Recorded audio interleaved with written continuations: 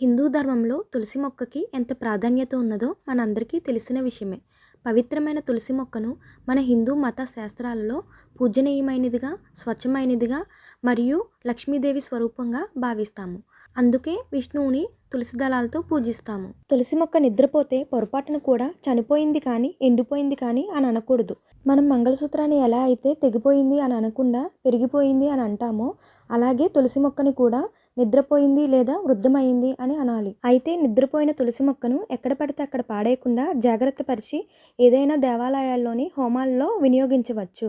ఒక్క గణపతి హోమంలో తప్ప తులసి కంపనంను ఏ హోమంలో అయినా వినియోగించవచ్చు, లేదా ఏదైనా పారే నీళ్ళల్లో అయినా వేయవచ్చు. తులసి మొక్క తూర్పు దిశల్లో నాటితే శుభప్రదంగా భావిస్తారు, లేదా ఉత్తరంలో కానీ ఈశాన్యంలో కానీ నాటవచ్చు. కార్తీక మాసంతో పాటు చైత్ర మాసంలోని శుక్రవారం రోజున తులసి మొక్కను నాటేందుకు ఉత్తమమైన సమయంగా పండితులు చెబుతున్నారు. తులసి మొక్క ఆకులు రాలిపోకుండా లేదా నిద్రపోకుండా ఉండాలంటే ఎప్సమ్ సాల్ట్ అని ఆన్లైన్లో దొరుకుతుంది. తక్కువ రేట్లోనే ఉంటుంది. ఇది ఒక చెంచా 15 రోజులకు ఒకసారి వేస్తే తులసి మొక్క గుబురుగా పెరుగుతుంది.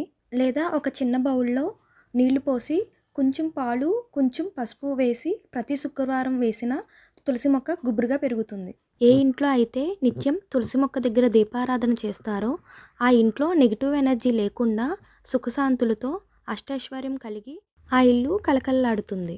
అలాగే ఎప్పుడూ కూడా ముందుగా తులసి మొక్క దగ్గర పూజ చేసి, తరువాత గుమ్మం దగ్గర పూజ చేసి, ఆ తర్వాతనే పూజ గదిలో పూజ చేసుకోవాలి. ఏకాదశి, ద్వాదశి, అమావాస్య రోజుల్లో తులసిని కోయరాదు. స్కంద పురాణం, పద్మపురాణం, దేవీ పురాణం ప్రకారం తులసి మొక్కను ఎలా పూజించాలి, వినాయకుడిని తులసి ఆకులతో ఎందుకు పూజించకూడదు, విష్ణువుని ఎందుకు పూజించాలి, విష్ణువుని తులసి రాతిశిలలా మారమని ఎందుకు శపించింది అని, తులసి భర్తను శంకరుడు ఎందుకు సంహరించాడు అని, తులసి మొక్కగా ఎలా మారింది అని, ఇలాంటి పూర్తి వివరాలు కావాలనుకుంటే కమెంట్ బాక్స్లో కమెంట్ చేయండి, వీడియో చేస్తాను.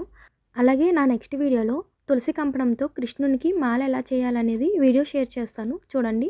ఇలాంటి మరెన్నో వీడియోస్ కోసం ఈ ఛానల్ని సబ్స్క్రైబ్ చేయండి. Thanks for watching guys.